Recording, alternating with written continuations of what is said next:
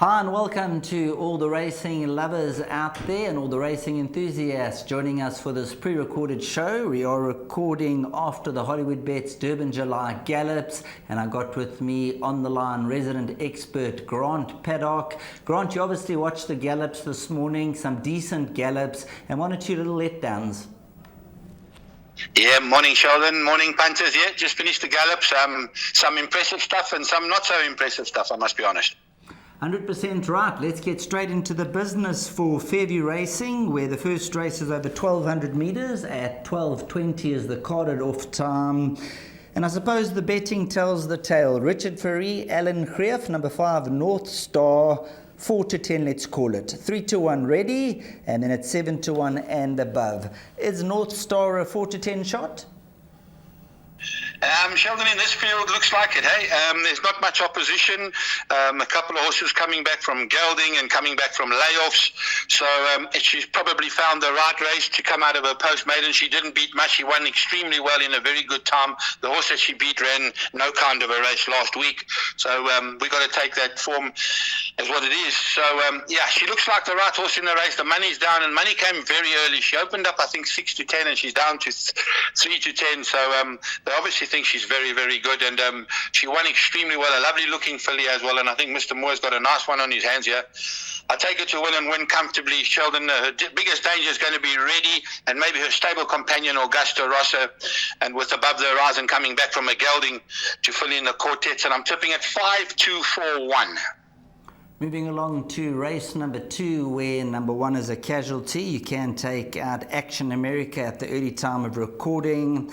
And just looking at race number 2, Grant, number 10, Wild Figures, 14-10. Guess who? Richard Ferry and Alan Greef. Alan Greef also has Olive Oil, number 12, with Kendall Mini, and then Neo Destino at 5-1, number 4, Louis Mkotwa and the Sharon Kotzen team. Are you in the camp of Wild Fig, or you'll be looking for Olive and Oil? Sheldon, definitely Wild Fig. Very good first run over shorter. The step up in trip is going to be a big bonus for him. I think he'll be very hard to beat. The filly Olive Oil, she's had her opportunity. She's a one-eyed filly. She went around the turn the last time for the first time, and she was a bit hesitant, which is expectable. And she's probably going to be the biggest danger to the stable companion. Horses like Pica Pomodoro, Mia Destino, and Atlantic Pearl will probably fill up the trifectas and quartets. But I do think the Greef combination will have the first double on the day. And I'm tipping Wild Fig to win it 10, 12, 11 and 4. That'll take us along to race number 3, and this will be run over a distance of 2,000 metres. And having a look at the favourite, number 1, Garden Sun, for the Jacques Stratum stable, 61 kilograms on the back. We've got Chad Little, who's riding at the top of his game. Early money, 18-10 down, 15-10. Number 2, Henry's Hedge, 3-1. 4, Pardon Me, 9-2, with number 9, Preserve Forever. Barring those, it's 14-1 and better the balance. Take the baton away, Grant. Yeah, 100%. Sheldon, I'm in the camp of number 9, Preserve Forever. Very good last run over 1,900 metres when she stepped up in trip. Going to 2,000 now, no problem. And the big factor here, she's got no weight on her back. She's carrying 50 kilos. She's getting 11 kilos from the top 2 in the betting, and over 2,000 metres, that's a hell of a weight. You know, I think she's trading at about 9-2. There's very good value there. She's my value bet on the day. Garden Sun done nothing wrong since he's got to P. Also stepping up in trip to the 2,000. But he has been running on all the time in all his races. Henry's Hedge improved behind a horse that came out and won again in Himstede, and he's got to be there and thereabouts. And the other Jean-Nel horse, Pardon Me, will probably round up quartet. Interesting race this, and I'm tipping the 9 to beat 1, 2 and 4, Sheldon. My value on the day, the 9. So, number 9 is the value bet on the day, and Grant Paddock pretty spot on when it comes to the value, so keep a very close eye on this individual. Stepping into the ring for race number 4 over 1,600 metres, the betting says so. Number 1, Bingwa, trading at 16-10 as the device decides to go on the blink. So let's revitalise this. Bingwa, 16-10. Number 2, Zenovi, 22-10, and then you can get 6-1 and better the rest. Now this horse, number 1, Bingwa, to 62 kg, 7-year-old, Zanovi, 62 kgs, 4-year-old, fresher legs. How do you decipher between the two? I do say it's a boat race, there's no doubt about it. Bingwa, question mark, 105-day layoff. He runs well fresh, so it shouldn't be much of a problem. But Zanovi having his peak run here, they gave him a sprint, they put him in a mile. He ran a very good race to run third, just got beaten. Timed correctly this time, I think Zanovi will beat Bingwa. Global Ali, very well off at the weights, the sixth, the stable companion to Zanovi into the trifecta positions. And Bush Tracker doesn't know how to run a bad race with him and Fire Ali filling up the quartets. A very interesting race, and I'm tipping it 2, 1, 6, and 4. Stepping on the gas and moving along to race number 5, being a very, very busy morning with the Hollywoodbets Durbanville Gallops. Number 10, Winter Emerald, 16-10 for the Vernus team. 7-1, bar 1. So that tells the tale. Tell us more about Winter Emeralds, and from that draw, what do you think they're going to do with the tactics-wise? Sheldon, he's once again, I said it last time, he's way above, way in front of the handicapper. I think he's a very, very smart horse who will end up in the top division here, no doubt. He comes from off the pace. I'm not concerned about the draw. He'll probably be sitting in the back third of the race, and he'll run them down late, there's no doubt. A very, very good win last time out, where he drifted to 6-1, which was incredible, and won accordingly. Lasse FM won a very good race last time out, and he's definitely the biggest danger from a very good draw. He really trotted up well last time against Wika. He got his penalty, but he's going to be the biggest danger to Winter Emeralds. And then stalwarts like Pedro, Dinelli, Final Try, those are all horses that could get into the trifectas and quartets. But I'm very strong on the 10 Winter Emeralds, and I'll take him to beat the 4, 6, and 3. Next up will be race number 6 and numbers 8 and 7 at the top of the boards. Number 8, Fire Alarm, trading at 7-2. Number 7, Family Power, trading at 4-1. They'll both be running in the same silks. One for the Alan Greef stable, one for the Gavin Smith yard. And then we go Flower Festival, 7-1, 8-1, and Better the Balance.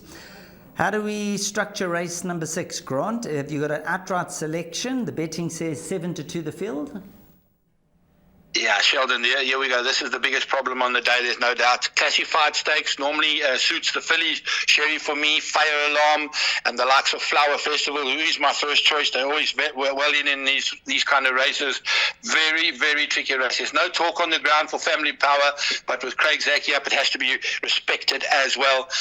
Very difficult race, Sheldon. Punters need to go as wide as possible. I am tipping Flower Festival. I thought won a very good race last time out, and when she was backed, no problems with that win, and Louis and Courtois for Sharon Cotton. I'm taking her to win it, but this is really, really difficult. I'm tipping it 9, 6, 8, and 16, and punters need to add in a couple more into their pick sixes.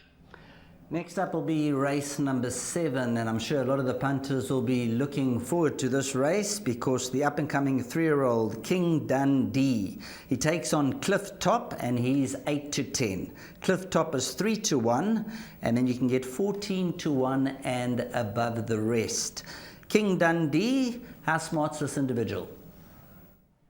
Yeah, he's top class. He really is top class. He'll take a power of beating in this kind of a race. Clifftop won a very good race in a very fast time last time out, but that was on the poly, and he seems to do his best on the poly.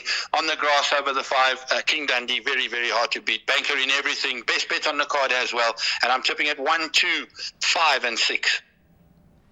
There we go, 1, 2, 5, and 6. And excuse the smirk. Once again, the cell phone and the technology has gone on the blink here. So Grant, in race number 8, we're going to go in the dark, and all I can see is Coastal Path at 16-10, and it's telling me there's no more runners in the race. So is that an omen, number 1, Coastal Path? Yeah, Coastal Path, the right horse on form. The problem is he just doesn't know how to get past the winning post in front. He's been running second, third, but he looks like he's found the right race. Richard Faria got the right draw, the right distance. Everything is in his favour. The bottom weight, King Rahul's got to be his biggest danger. 52 on his back, drawn down the inside where you want to be. I think he's going to be the biggest danger to the one horse Coastal Path. The likes of Silvery Surfer, glad to see him back running a decent race last time out. He'll be there for quartets. And then this horse, Imaginable, for number 5 from the Gavin Smith yard with Craig Zaki up. You'll probably know him a bit better. Probably needs a touch further, but will be running on late. There's no doubt. I'm tipping at 1, 13, 4 and 5. Well, Grant, thanks very much for your help. We've been fast and furious like the Hollywoodbets Durbanville runners. Hopefully they run that fast on the day. Now you can give our suggested bet to round off proceedings. Thank you very much, Sheldon. Best bet, race 7, number 1, King Dundee. My value bet, race 3, number 9, Preserve Forever.